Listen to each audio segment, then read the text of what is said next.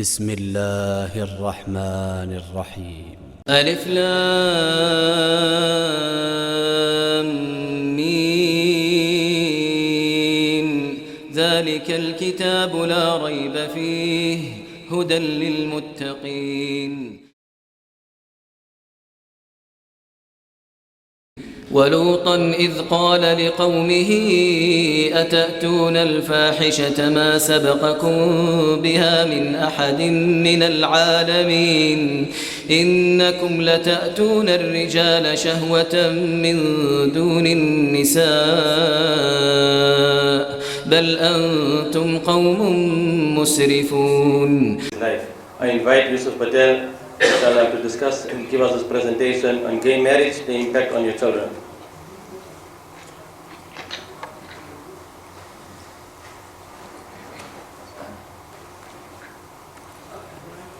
أعوذ بالله من الشيطان الرجيم بسم الله الرحمن الرحيم الحمد لله رب العالمين والصلاة والسلام على سيدنا محمد بن عبد الله خاتم الأنبياء والمرسلين السلام عليكم ورحمة الله وبركاته. Jazakallah khairan to Sheikh Suleiman for organizing this event today. And really, I think my issue is, my main reason for being here is because I'm like you, a Muslim, and because as well I'm a parent of 4 children, and I worry about the types of values that they will grow up with just as much as I'm concerned with the types of values that all of our children will grow up with. And it's a real concern for anybody who's a parent and sees the types of influences that are around for our children. So really, the issue about gay marriage, that we found that recently there's been this big discussion about gay marriage, and it's become such an issue that the Labour Party, the Conservative Party, the Liberal Democrats have all fallen behind this mantra of creating equality between heterosexual marriage, between marriage as we understand it to be, between a man and a woman, and the proposed gay marriage. So we find that everybody's been saying this is a big civil rights issue. This is the new equality issue. Just like in the past, we had racism and we had slavery and they oppressed people. This is the big new civil rights issue.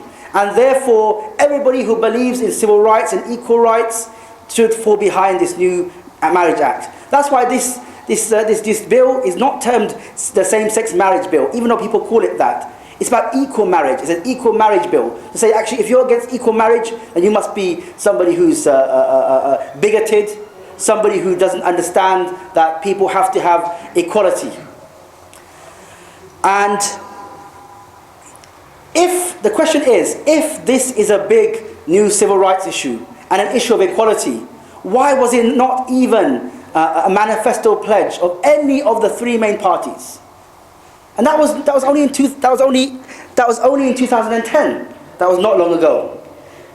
Why was it as early as 2004, when they were discussing this issue in Parliament, that the Parliamentary Under Secretary of State, who was as part of the Labour government at the time, Lord Filkin, he said, "My lords, the government believe that marriage should be possible only between people of opposite gender in law. The concept of same-sex marriage is a contradiction in terms, which is why our position is utterly clear. We are against it, and we do not intend to promote it or allow it to take place." This was 9 years ago. This wasn't 100 years ago. So what has changed in 9 years? In 9 years ago, they believed it was not necessary, that it's actually a contradiction to have same-sex marriage. That same-sex marriage can only happen between a man and a woman. And it's absolutely not. We're not going to allow this to happen. What has changed in 9 years? Has anything in the environment changed, other than the calls for it to happen by interested lobby groups?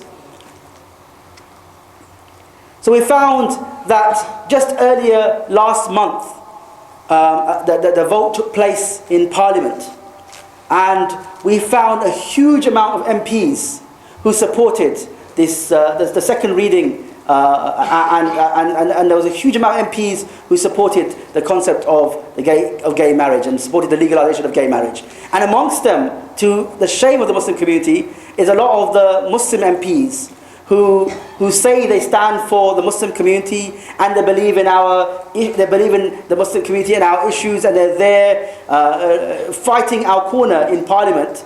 And when it comes down to the crunch, and when it comes down to them actually making a principled decision, we find them saying, no, actually, look, we've got to believe in, we've got to talk about equality. It's important that that we support gay marriage, and you hear all the justifications of these MPs. But in effect, they have betrayed our community. So, what is this act all about? Firstly, we know that the Equal Marriage Act, or the Same-Sex Marriage Bill, as it should be called, is all about including gay people, homosexual people within the institution of marriage. But actually, it's more than that. It's actually about normalization under the guise of equality. Because if you think, we were discussing this before, that if you look at civil ceremonies, over 10 years ago, they brought in the civil ceremonies, and they said gay people are allowed to have civil ceremonies. And at the time, they said that's enough. Yeah, we're not going to talk about gay marriage in the future. Civil ceremonies is enough, and they brought it in. But year on year, the number of gay people even taking up civil ceremonies has decreased year on year. So where is this desire coming from? Where is this need for the opening up of marriage, if even civil ceremonies are not being taken up by gay people? And a lot of gay people will say, look, we don't really need marriage. But actually, they need marriage as a form of normalization. They need marriage because that is the last barrier to acceptance, and that's the last barrier to teaching of homosexuality in schools as a normal practice. And that's something I want to focus on today, because the Sheikh, he talked about Canada, and Canada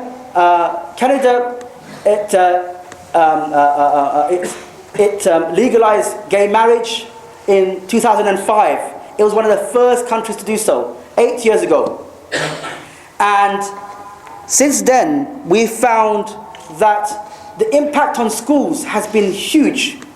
So I'll just give you this one example. Yeah, this example came from Phil Lees of the Family Coalition of Ontario, and he talks about a ceremony that took place in a classroom. He said, one mother actually told him this story. She said, my son returned home from school, and I asked, how was school today? And he responded, today in class, I married my best friend James. To this I asked, how did that happen? And my son shared, well, today we talked about love, because it was close to Valentine's Day, and that some boys fall in love with girls, and some girls fall in love with girls. So some girls fall in love with boys, but sometimes girls fall in love with girls, and boys fall in love with boys and get married. Then she thought it would be a good idea for us to find a friend of the same sex in class to marry. Then a person dressed like a minister, like a priest, performed the ceremony, and we all got married. Then we celebrated with cake and ice cream. So you know what the Sheikh was saying about normalization? This is actually about normalization. Imagine if you were a child in that classroom, and this was taking place by the teacher who you trust. This is your teacher who teaches you good things every day. So the teacher is organized a lesson, and you come into the classroom and you've been told to take part in this scenario. Now, when you walk away from that after having had ice cream, because that would increase value to the experience and make it a very positive experience, you'd walk away from that and think, what's wrong with boys getting married to boys and girls getting married to girls? What is the problem? And that will be the end of it. Yeah, that will be about molding of a young child's mind at a young age to accept that marriage isn't between a man and a woman. Yeah, marriage can be between a man and a woman and a woman.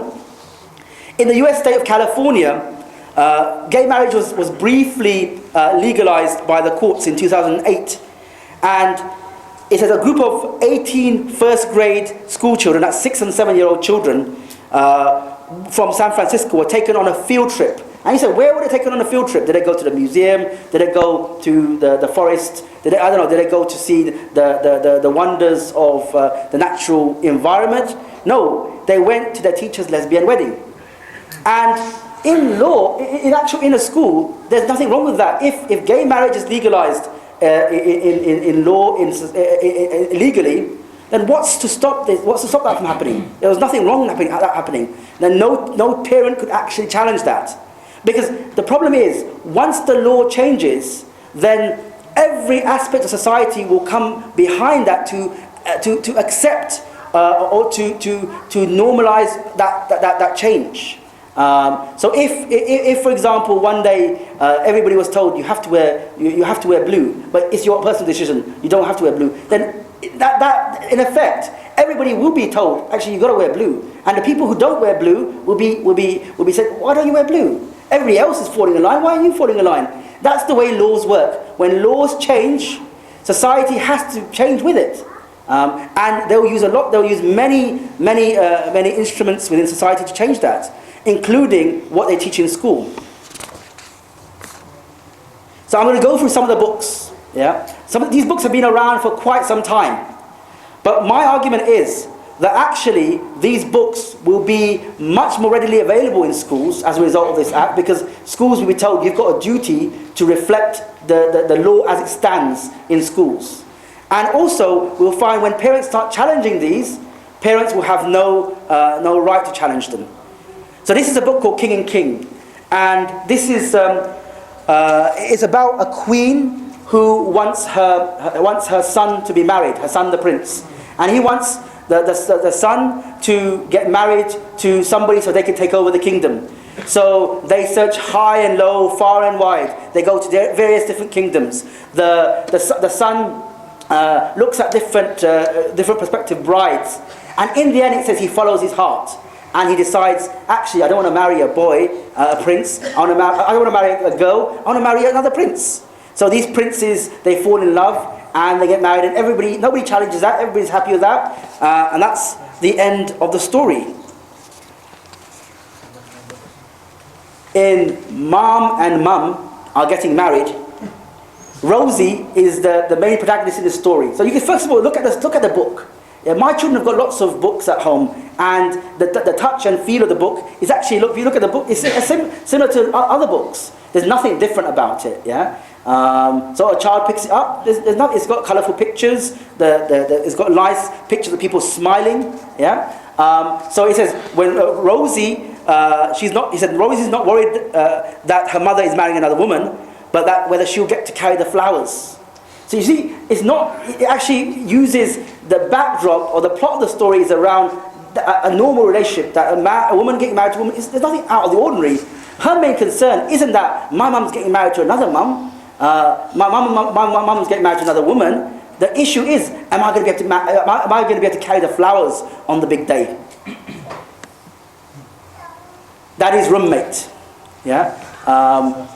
So he says, this boy says, my mommy and daddy got divorced last year. Now there's somebody new at daddy's house. Daddy and his roommate Frank live together, sleep together. Being gay is just one more kind of love. This actually just says, there's nothing wrong with it. It's just part and parcel of the society in which you live. It's just one more kind of love. And Tango Make 3. In America, this is one of the most controversial books out there. And in Tango Make 3, it's actually based upon a true story of two chinstrap penguins in New York State Zoo.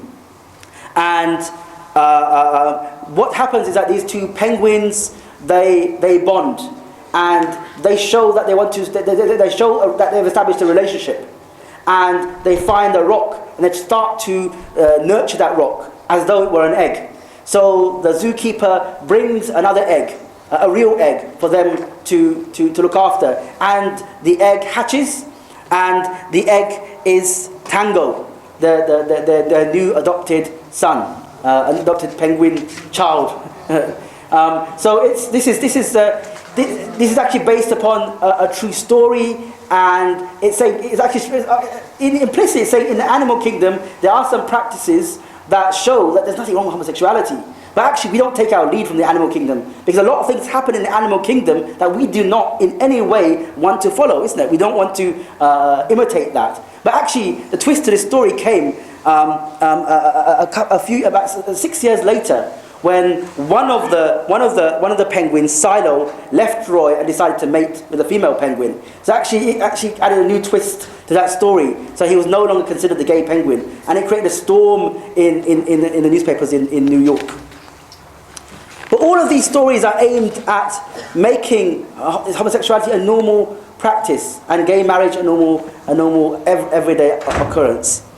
So Daddy, Papa, and Me follows a similar line to Mummy, and Me. Says, now Daddy and Papa are tucked in tight. I kiss them both and say night night. It's a nice rhyme, and it's very attractive to children with the pictures. Similarly, I said Mummy, Mama, and Me, was written by the same authors. It says, now I'm tucked in nice and tight. Mummy and Mama kiss me good night. And then a family book. Actually, this family book is written by Todd Parr, who's actually quite a mainstream author. If your children watch cartoons, there was a program once called Todd's World, and it was actually a mainstream cartoon. And now he wrote this book about family, called The Family Book, and he talks about different families. Because some families are big, some families are small. He got different families, yeah. And then in the end, he says some families have 2 moms and 2 dads. Yeah, so as though they're all comparable. Yeah, so a family, they're talking about a family unit. A family unit could have a mother and a father, but a family unit could also have a mother and a mother, or a father and a father, and there's nothing wrong in either of those. And then Mummy never told me, if your children ever get a book by Babette Cole, yeah, then you know, just don't let them read it. Yeah, this author, there is something about her books which really promotes the most liberal interpretation of sexual practice that a child can ever be taught. When we talk about, it says, first of all, it talks about Mummy never told me, and first of all it says the mother was grew up in went to school like a convent school, a faith school, and it says so Mummy never explained why she was expelled from her school, but it says, why do some women prefer to fall in love with other women, and some men with other men? So he said, my mother never told me all of these things. So my mother's almost like trying to create distance between the child and their parents by saying, my mother never told me all of these things. But at the end he said, maybe my mother will tell me soon. Yeah. So it's like the children should know that some women prefer other women, to fall in love with other women, and some men prefer to fall in love with other men. And the all-time classic is Space Girl Pukes, which is actually one of the. First of all, even if it wasn't about gay marriage, it's one of the most disgusting books because it's all about people vomiting. Yeah. But also we find that the authors of this book are from an organisation called Out for Our Children. So there's actually an agenda there to try and normalise those types of relationships. Because then Mummy Nini said, "Oh no, blur. She was sick in the bucket." Then Mummy Lula was sick as well. Blur. Poor mummies, poor space girl. So it's about a space girl who has 2 mothers. But the focus of all these books isn't around 2 mothers. It's about the backstory. Yeah. It's about a story within a story. Yeah. So you're not actually focusing on the 2 mothers. You're focusing on the story. And so everything else, apart from the story, apart from the vomiting, is actually normal. So this is actually just a quick run through to some of the storybooks that are available at the moment.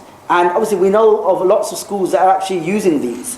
And when parents come to find out about them, they start to complain to the school, and schools are pressurized into withdrawing them. And that can be quite effective sometimes. But once gay marriage becomes legalized, yeah, then as we said, that the law will be implemented by schools, in a sense that the law will have to be explained to children that marriage is not just a man and a woman. Marriage is a man and a woman and a woman. So these books will be legitimately on the bookshelves with all the other books that we expect children to be reading at this young age. These are all primary age books. So as the Imam said, that this is an important time for a child. They're starting to think and mold their thinking, their thoughts, their ideas, their values at this young age, and we are inflicting upon them these practices as normal practice.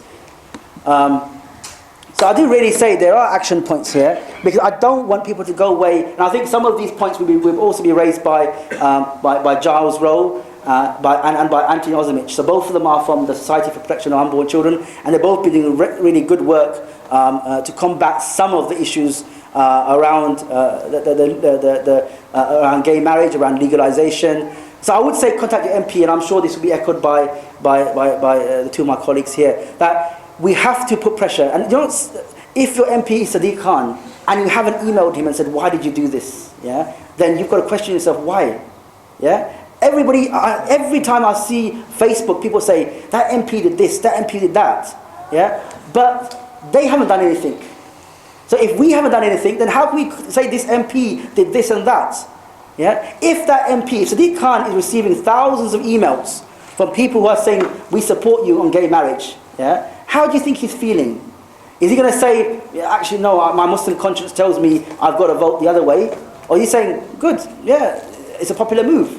But if he has his inbox filled with emails from his constituents saying, what have you done? Yeah, I'm totally shocked by what you've done. I never imagined in 1,000 years that you'd do such a thing. Yeah, I want you next time not to follow your career path. I want you to do what's right. Yeah, if you claim to be an MP who supports the Muslim community in its values, so contact your MP, put pressure upon them. There is an issue at the moment. The bill is being scrutinised at committee, and for the last few weeks, the committee has said that if there are any interested parties who are interested in putting forward their view about the issue, and they've got something to say about these proposals, then they should write and email the committee. And some people may say, what does that do? How will that impact anything? But actually, what it will do is it will add a new voice to the debate. Because actually the Muslim voice has been lacking for that debate for such a long time. Yeah, over the past year, we've been trying to get Muslim communities on board to actually doing something about this. But sometimes, as is often the case, we wait until there's a headlines and then we start to react, which is not always the best way to tackle something such as this. So I would say really, I've got some leaflets here which explain what you need to do to contact the scrutiny committee, the email address that you contact them on, and the format of that. That could be 2 paragraphs, it could be a few lines, whatever, yeah? But please do contact them before this Tuesday. So Tuesday is the deadline for this, so please do this as you go home or over the weekend. We're also going to get a letter signed by imams throughout the whole country, yeah, on this issue. Yeah, just a couple of months ago, and actually SPUC organised some of this work. They got a letter signed by 1,000 priests, and that was published in the Daily Telegraph, and it created a very good impact within different circles, because it was actually quite impressive. 1,000 priests who say that we are against gay marriage. We don't support this agenda. We believe it will have a deleterious impact upon our community and upon, for example, teachers. Yeah, for example, teachers who will be told that they can talk about they can talk from their faith point of view about this issue based on conscience. But actually, we're already seeing teachers who are being reprimanded and who have been disciplined for actually not agreeing to teach about homosexuality and gay marriage as equal to heterosexual marriage. So when this happens, we'll find a huge impact on even Muslim teachers, even on faith schools. You'll find in the future, Ofsted will start to say, Ofsted or any other inspectorate which will look into those schools will start to ask questions around cohesion and say, look, what are you doing around what are you doing so that the children understand that gay marriage is as equal as any other marriage. So this will impact everybody's children, whether you're in state schools or in non-state schools. And who knows, when civil ceremonies were being rolled out, they said this is going to be enough. We're not going to go any further than this. And now they're saying to us, churches, mosques, synagogues, other places of worship will not be forced into having gay marriages and gay ceremonies. But who knows? In the future, that may be challenged. And a couple of legal rulings, maybe our speakers will explain some of this. Some of the legal advice that has been sought has actually questioned whether any of these triple lock or quadruple lock guarantees by the government will actually stand up at the European Court, for example. So please help us. We want you to help us today. We can walk away and say, actually, we're upset with this, and start moaning at home and saying this is wrong. But or you can actually go away and actually take some of these action points. So really, okay, so I want to ask, who's going to do the first action point? Contact your MP. Raise your hands if that's what you're going to do. Are you going to encourage, Muslim organizations and yourselves to respond to the scrutiny committee and raise your concerns around this issue? Who's going to do that? I need more hands up for this, please. Okay, this takes a few minutes, yeah. And who's going to help us, yeah? Some people are from other areas. Who comes from outside of Tooting today? Who's travelled in from outside Tooting? We've got other people here. Okay, speak to me afterwards if we can get your support to contact your local masajid and speak to the imams for them to sign the statement that we're going to distribute to get for imams, inshallah.